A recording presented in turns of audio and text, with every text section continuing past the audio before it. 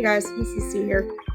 Let's say for a moment that you are in my study hall and I happen to notice that you are struggling with a math problem. And I say, who's your teacher? And you say, I'm Mr. Hickey. I'm like, well, okay, let me take a look. And you go, but you're an English teacher. And then I sigh and I say, yeah, but I'm not that kind of English teacher. So show me what you got. So you pull up the problem and this is what we've got right now looking at us.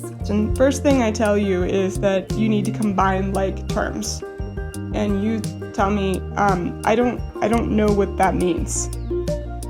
So I go, well, you move this one to the other side, minus 3x squared, and then I'm gonna rewrite the problem, right? This gets canceled. Now I am at 0 equals x squared plus 2x minus 35. So now we're at the fun part. Gotten you down to this part right here, right? And so I tell you, it's time to factor. And you're saying, well, what's factor? I'm like, we do this thing with the parentheses.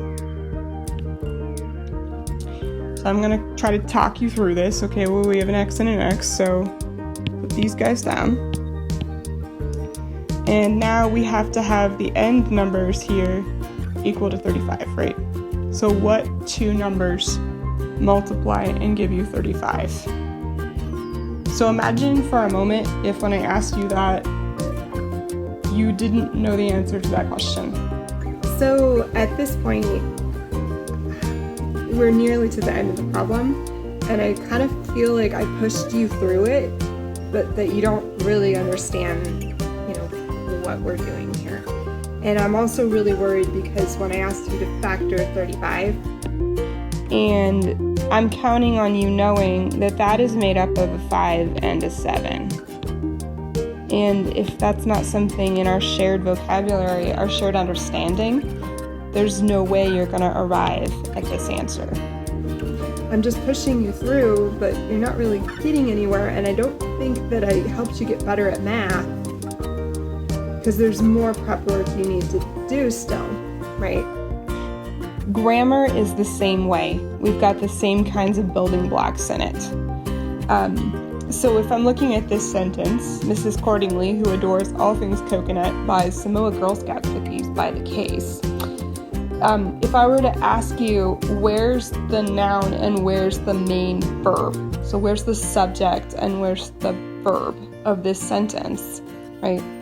It might be really tempting to think that it's this one right there, but it's not. It's absolutely not. And if we can break this sentence up into its parts, it will be really clear why that's not it and why instead this one is, right? And it will become clearer that this chunk here, who adores all things coconut, is not part of the main sentence.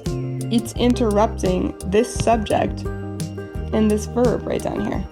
And so now I have to have commas. And that is why. Adores is not the verb, it's buys. So the sentence reads, Mrs. Cordingley buys. Right? That makes it easier for me to make sure that my subject and my verb agree with each other. So something to think about with your writing, right, is that by going through this basic process and being able to analyze sentences, analyzing your own writing, you're going to be able to make your sentences better. You're going to be able to know where punctuation should and shouldn't go. You're going to be able to build more advanced, more sophisticated kinds of sentences if we can talk constructively and efficiently and effectively about writing. That is why we're doing it. That is what I live for. And I believe that you can do it. And I'm here to help you. So is my cat, apparently. You're going to help too, aren't you, bud?